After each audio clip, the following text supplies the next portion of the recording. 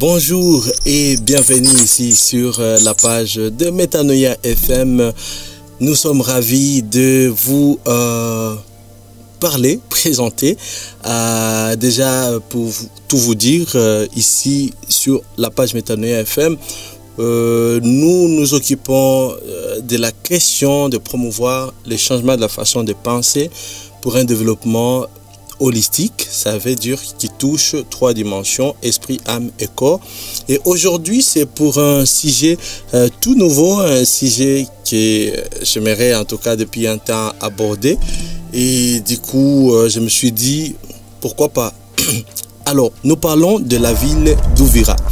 La ville d'Ouvira, peut-être que vous en avez entendu parler, peut-être que, en tout cas, vous n'en avez pas entendu parler. Dans quel cas, ce serait une découverte, donc un sujet que j'espère va vous plaire. La ville d'Ouvira, eh bien, c'est une ville portuaire, d'abord de la province du Sud Kivu, située justement à l'extrême est de la RDC, à la frontière avec le Burundi. C'est une ville stratégique, une ville carrefour en tout cas, commerciale et point de passage important entre la RDC, le Burundi, la Tanzanie et par extension, je peux même dire, le Rwanda et la Zambie. C'est une ville qui est géographiquement donc située sur la rive du lac Tanganyika. Elle est en tout cas desservie par la route nationale numéro 5, la EURN 5, 130 km au sud du chef-lieu provincial Bukavu. En ce qui concerne le paysage et l'environnement, Ouvira bénéficie donc d'un cadre naturel exceptionnel. C'est vraiment une ville entourée de montagnes verdoyantes et aussi bordée par les eaux limpides du lac Tanganyika. C'est son climat aussi, sa végétation est luxuriante. Je peux dire à part la chaleur, comme vous pouvez d'ailleurs le remarquer. C'est une ville exceptionnelle, une ville touristique, une ville accueillante et chaleureuse par tous les aspects. Parce que du coup, on ne peut pas parler d'Ouvira sans parler aussi de certains aspects côté politique ou alors des questions préoccupantes qui se sont actuellement passées ici à Ouvira. C'est une ville connue également pour des questions, des rébellions, comme la base motrice en fait de beaucoup de mouvements, des rébellions ont commencé soit par Ouvira ou avaient une certaine implication avec les rapports avec Ouvira. Donc c'est également une ville, je peux dire, au monde, parmi les villes qui meurent plusieurs fois chaque année, et bien de dizaines de fois. C'est en tout cas une parenthèse très importante parce que à Ouvira, que ce soit pour la mort d'un notable, que ce soit pour une question d'une loi que les gens contestent ou peu importe les soucis, en fait, la ville peut mourir d'un jour à l'autre et ça, c'est vraiment une chose pour laquelle la ville aussi est connue. Mais on n'est pas là pour ça. Ouvira est traversé par beaucoup de cours d'eau, beaucoup de rivières, parmi lesquelles on peut parler de Kalimabenge, Mulongwe, Kavimvira, Kabindula, autant de cours d'eau. Et ce qui fait en tout cas en quelque sorte une bénédiction pour la ville, mais aussi un problème lorsque ces rivières font remonter leurs lits et que voilà, la population se retrouve à leur triste sauve. Voilà.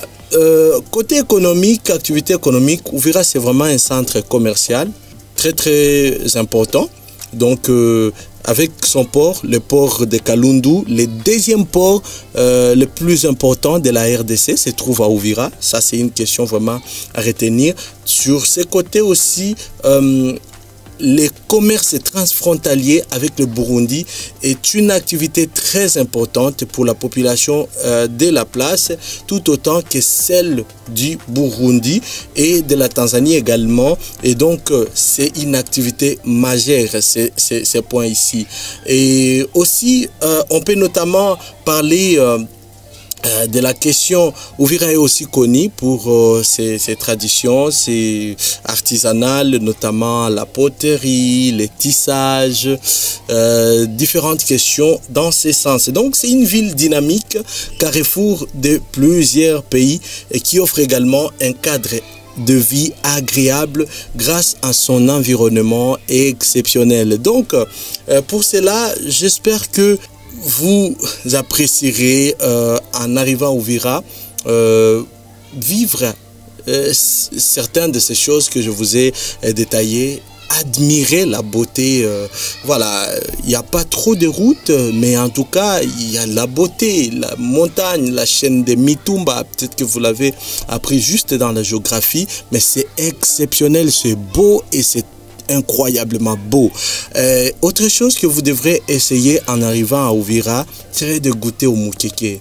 Voilà, vous savez que le lac Tanganyika est le deuxième lac le plus poissonné en termes d'espèces dans le monde. Et donc, parmi ces espèces, il y a le mukeke qui ressort des statistiques et qui bat les records, en tout cas en beauté, en termes de goût. Et donc, très délicieux, vous devrez l'essayer. Mukeke. Quand c'est grillé, quand c'est rôti, quand c'est préparé, peu importe la cuisson, en fait, c'est un beau poisson qu'il ne vous faut goûter au moins qu'une seule fois dans la vie. Et ainsi que pour la ville en soi, j'espère que vous appréciez en tout cas de comprendre ces sujets, de comprendre ces questions. Je vous donne rendez-vous à la prochaine. On pourrait parler, si ces modèles de sujets vous intéressent, d'autres questions, d'autres villes, pourquoi pas d'autres aspects de la ville d'Ouvira. Et donc c'est une ville appropriée pour le business, connectée et donc franchement. Ouais. Pour aussi, les entrepreneurs, alors il ne faut pas oublier, il faut toujours les investisseurs de créer, d'initier toujours cette idée de faire le business ici chez nous, on verra. Vous verrez aussi le bénéfice. Oui, justement. Où on appelle ça église-école, l'endroit où les aigles apprennent à voler. Et, mais il y a l'église catholique. Il y a aussi. Notre-Dame de Tanganyika aussi. Il y a justement. 8e CEPAC, oui, 8e CEPAC, c'est pentecôtiste. Non, méthodiste. Méthodiste, Rombé. Oh, méthodiste, pour le musulman. Donc, si vous êtes musulman, venez dans la ville d'Ouvira, il y a votre place. Et suivez-nous également sur 90.0 FM pour rester connecté, branché et changer la mentalité. Ciao, bye bye.